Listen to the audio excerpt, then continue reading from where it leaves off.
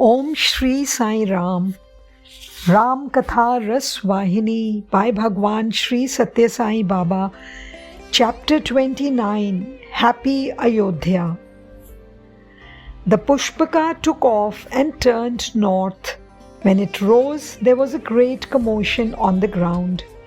Vanara hordes raised thunderous shouts of Jai, victory to Rama, victory to Sita, Rama and Lakshmana. Inside the Pushpaka there was a high throne charmingly carved and designed. Sita and Rama took their seats on it. They then appeared to all as cloud with a lightning flash resting on the Sumeru peak. Rama drew the attention of Sita to the battlefield below and said, "Here is where Lakshmana overpowered and killed Meghanatha." He also showed her other spots associated with similar exploits and victories. He showed her the bridge that the Vanaras constructed across the sea and described to her the heroism, devotion and faith of the Vanaras. Very soon, the aerial chariot reached the Dandaka forest. Rama had the vehicle land before the hermitages of Agastya and other sages. With Sita and Lakshmana and other members of his entourage, Rama visited the holy sages, paid reverential homage to them, and after taking leave of them, he ascended the Pushpaka again and reached the Chitrakuta hill. There too, he offered prostrations to the sages, and soaring to the sky again, he showed Sita the city of Kishkandha from the chariot itself. Even while the Pushpaka was speeding fast, Rama indicated to her the sacred rivers Yamuna and Ganga. Sita offered worship to the holy streams in her mind. Soon they could see the thrice holy Prayag, where Yamuna flows into the Ganga. They could get a far glimpse from that position of the splendorous city of Ayodhya itself. The chieftain of the Nishada tribe, Guha, who was yearning most ardently for the return of Rama, his brother and his consort, espied the Pushpaka in the sky. He fell flat on the ground in grateful obeisance the very moment he saw the vehicle. Lo and behold, the Pushpaka landed just then at the very place. Guha ran forward and fell at the feet of Rama. Tears streamed from his eyes. He could not contain his delight. He rose and embraced Rama in the ecstasy of his heart. Sita, Rama and Lakshmana conferred their blessings on the tribal chieftain. They took their bath in the sacred river and ordered Guha to bring the ferry boat for them to cross the Ganga. The Pushpaka, which belonged to Kubera before Ravana appropriated it, was sent back to its original owner. One more day remained to be spent outside cities in exile. Therefore, Rama commissioned Hanuman to change himself into a Brahmana and proceed to Ayodhya. He was to inform Bharat the news about Rama and others and bring back from Ayodhya news of Bharata. Hanuman left immediately. Rama, with Sita and Lakshmana and all who had come with him, moved into the hermitage of Bharadwaja and accepted the hospitality and gratitude of that sage. Hanuman found the residents of Ayodhya lean and famished, despondent and depressed. They had not relished food or drink during the absence of Rama. All over the town one could hear their grievous groans and wailing. No one could move towards another to console or nurse, for everyone was too weak to take a few steps, nor had anyone the desire or the capacity to nurse or console. But rays of hope had already been cast by the news he was bringing, Bharata had some welcome premonitions of the happy event. His right eye twitched and his right arm too. He anticipated the receipt of the good news of Rama's entry into Ayodhya. He was grieving that one more day was still to pass before the period of exile would end. He was worried that Rama had not sent anyone to communicate to him which place he had reached. He told himself how fortunate Lakshmana was, since he was all the time in the presence and serving the lotus feet of Rama. The Lord cast me into the city far. I am a hypocrite. My Lord is all softness and sweetness. He is the kind kinsman of the downtrodden and the fallen. He is compassion itself. He will certainly arrive tomorrow, he consoled himself. Just then, Hanuman was within his sight as a Brahmana come with tidings. Hanuman was thrilled at the condition of Bharata. His body had been very much reduced. He was worn down by anxiety. His hair had become matted. His eyes had become perennial streams of tears. He was repeating the name of Rama without intermission. Hanuman was full of joy at the sight of such a dedicated soul. The hairs of his body stood on end because of the ecstasy. His thoughts ran in several directions. But he remembered his mission and poured the nectarine news he had brought into the thirsty ears of Bharat. Bharata, the person from whom you have been separated and for whom you have been pining without sleep or food all these nights and days, whose virtues and powers you have been extolling and reciting every moment of your life all these years, who has guaranteed safety to the gods and security to the sages, who fosters truth and righteousness in all the worlds. He, Rama, has achieved victory over all enemies, and the gods are singing his glory.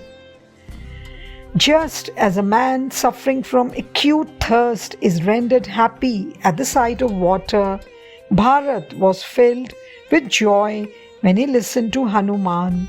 He wondered whether he was actually listening to someone actually speaking to him, but he assured himself that it was true. How can this be an illusion? Who is this person who has brought the good news? Where did you come from? He asked the visitor, embracing him out of sheer gratitude. Hanuman replied, O Bharata, I am Hanuman, the son of Vayu, the wind god. You seem to have forgotten. I am the Vayu. I am the Vanara who fell on the ground before you while I was carrying the Sanjeevani hill. I am a servant of the lotus feet of Rama. Hearing this reply, Bharat rose most respectfully and was overwhelmed with joy. He bowed his head in reverence. O leader of monkeys, you have demolished my sorrow. Your very sight has ushered calm in my mind. Ah, how fortunate am I! I could see a messenger come from Rama today. He continued to repeat the same sentiments for a long time. Is my Rama hale and happy? My mother Sita, how is she? Hanuman, how am I to express my gratitude to you? What shall I do for you in return? I cannot find anything of equal preciousness which I can offer you in gratitude. So I will ever remain indebted. I do not know how to repay the debt or with what. Where is Rama now? At which place is he staying? Relate to me the exploits he fought unto victory. he said with unbearable eagerness. Hanuman was struck by the devotion and dedication that Bharat evinced, and he fell at his feet to demonstrate his admiration. He said, Bharat, Rama is very near the city of Ayodhya itself. You can see him within a short time. His achievements are indescribably wonderful. You know this? He too constantly remembers you. The Lord of the worlds, Rama, has said out of his own mouth that in the whole world there is no brother equal to you in purity of heart, sharpness of intellect, and equipped so fully with all the virtues. How can those words be negated? Bharata was overcome with delight when he heard these words. Has Rama spoken of me thus? Oh, how fortunate am I! He cried and embraced Hanuman fondly. Hanuman declared that he could not delay any longer. He took leave of Bharata and reached the presence of Rama. He informed Rama about all that he had seen and heard. Now, Bharata started preparations. He seldom put both his feet down at the same time on the ground. He was ever on the move, most busy. He arrived at Ayodhya from Nandigrama and offering prostrations to the preceptor Vashishta, communicated to him the news of Rama entering Ayodhya soon. He rushed into the queen's apartments and announced to the three mothers that Rama, Sita and Lakshmana were arriving. The mothers rose quickly and were filled with joy. Bharata ordered that the entire city be informed of the good news through all media. The news reached all ears with lightning speed. Children, the aged, men and women ran helter-skelter shouting the news at the top of their voices. Bharata collected the sages, the scholars, the preceptors, the leading citizens and the four sections of the armed forces, and with the three queens and ministers led by Sumantra, he walked forward with Shatrughna by his side to meet Rama. Rama, while nearing Ayodhya, was describing to the Vanaras and others around him the beauty of the city. O Sugriva, Angada, Vibhishana, Ayodhya is a holy city. It is a beautiful city. In the midst of Rama's enthusiastic description of the city's charms, Bharata appeared at the head of the armed forces and with his brother and the queens. As the ocean heaves up in joy at the sight of the autumn moon, the vast populace heaved a breath of joy at the sight of Ramachandra, Rama, the moon. Their excitement reached the sky. The mothers embraced Rama with ecstatic delight and forgot themselves, caught in the flood of happiness. Sita, Rama and Lakshmana fell at the feet of the mothers. The joy of both parties knew no bounds. Rama drew Bharata near him and pained at his weakened frame. He consoled and counseled him lovingly. He praised aloud his brother for his steadfast devotion and affection towards the people. Sita, Rama and Lakshmana prostrated before Vashishta, Jabali, Vamadeva and other sages as soon as they were sighted. Even the most ascetic among the sages could not restrain his tears at the happy reunion with Rama. The Vedic scholars raised their voices to the sky and showered their blessings in traditional formulae. Live victoriously for hundreds of years. Live prosperously for hundreds of years. Bharata and Shatrugana fell flat on the ground before Rama in reverential homage.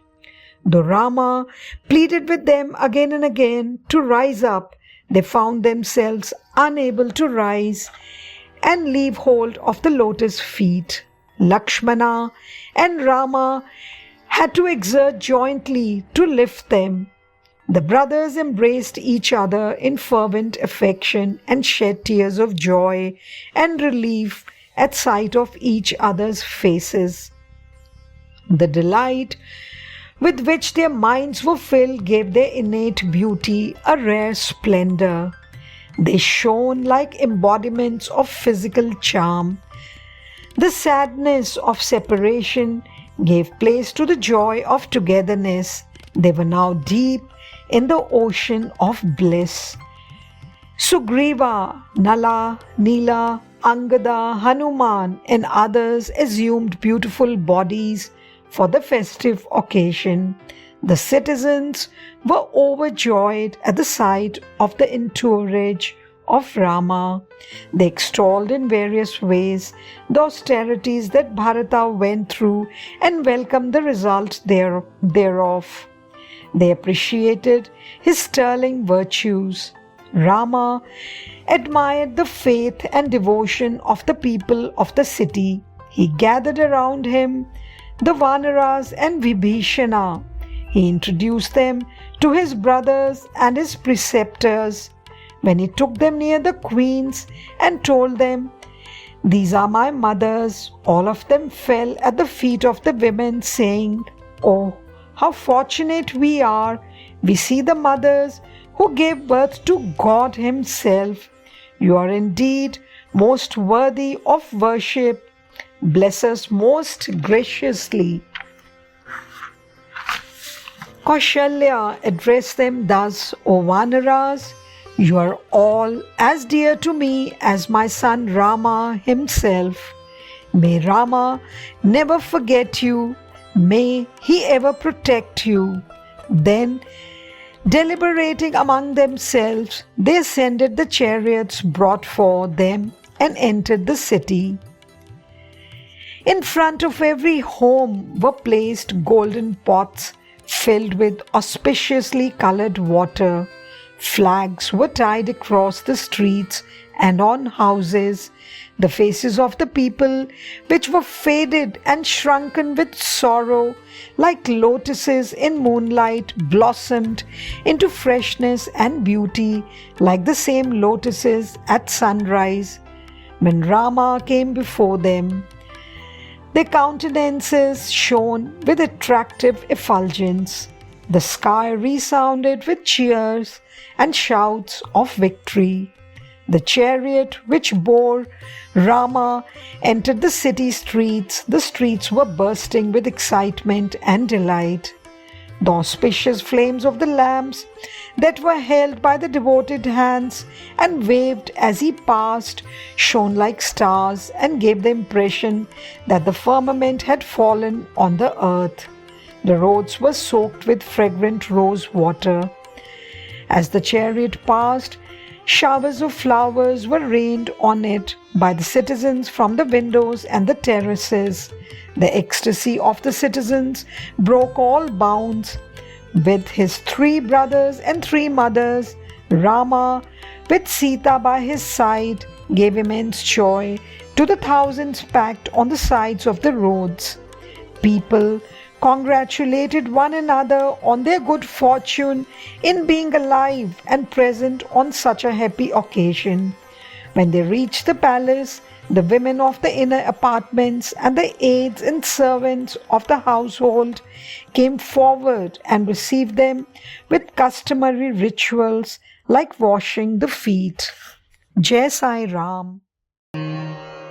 Saishwaraya vidmahe Sathya Devaya dhimahi Tanna sarva prachodayat.